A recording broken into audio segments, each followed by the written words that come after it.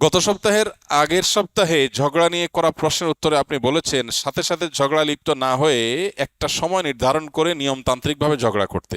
এই ধরনের আমল আমরা আমাদের দেশে ব্রাহ্মণবাড়িয়ায় দেখতে পাই, কিন্তু তাদের মধ্যে কোনো নিয়মতান্ত্রিকতা তো দেখতে পাওয়া যায় না। এক্ষেত্রে আপনি কি বলবেন? ভাই, আমি বলেছি ঝগড়ার বিষয়ে, আমি মারামারির কথা বলি নাই। মারামারির বিষয়টা তো ভিন্ন।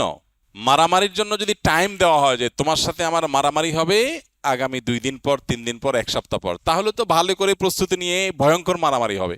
আমি তো মারামারির কথা বলি নাই, আমি বলেছি কিসের কথা? ঝগড়ার কথা। স্ত্রীর সাথে ঝগড়া প্রসঙ্গে কথা এসেছিল। আপনি স্ত্রী হোক, বন্ধু বান্ধব হোক, অন্য কেউ হোক, কারোর সাথে ঝগড়া করার মতো কোনো ইস্যু তৈরি হয়েছে, এখন মেজাজটা গরম হয়েছে, এখন ঝগড়া শুরু করলে আপনি ব্যালেন্স হারিয়ে ফেলবেন, পরে সরি বলতে হবে। এই জন্য বলেছিলাম ঝগড়ার ক্ষেত্রে যদি আপনি, সবচেয়ে ভালো হলো ভাই ঝগড়া করব না, এটাই করা উচিত।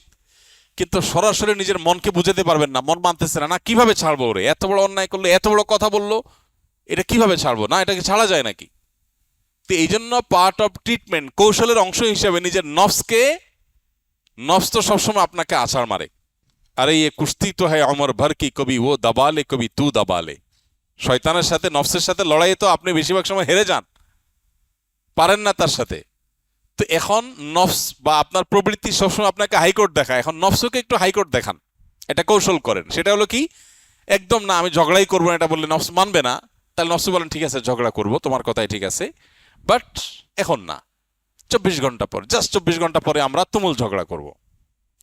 এমনকি স্ত্রীকে জানাই দিলেন যে তোমার সাথে ঝগড়া হবে 2 দিন পর, এই বিষয়ে তোমার মত আমার মত দুইটাই পরিষ্কার, আমরা এটা নিয়ে ডিবেট করব বা ঝগড়া করব, যাই হোক, এটা 3 দিন পর। 3 দিন পর যদি ঝগড়া সত্যি করতে বসেন, দেখবেন যে দুইজন চাওয়াচাওয়ি করতেছেন, শুরুটা কিভাবে করব, কারণ এতদিন ভুলে গেছেন।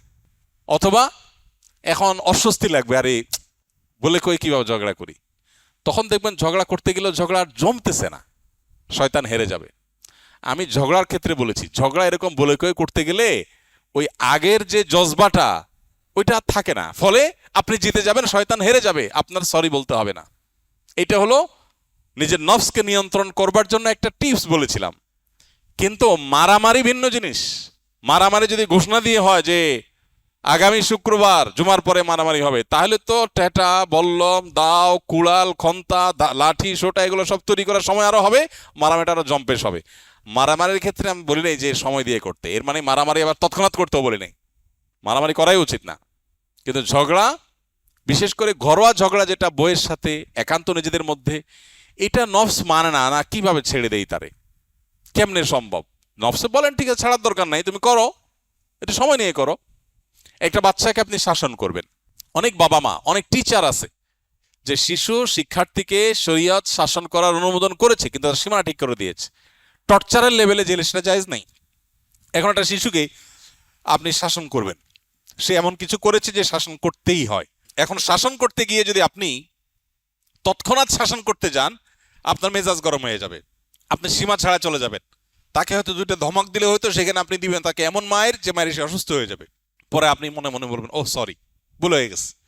তো এই জন্য এই শাসনটা বিলম্ব করেন, 6 ঘন্টা, 8 ঘন্টা, 10 ঘন্টা, 12 ঘন্টা, একদিন পরে করেন, দেখবেন যে আপনার মেজাজ এখন ব্যালেন্সে চলে আসছে।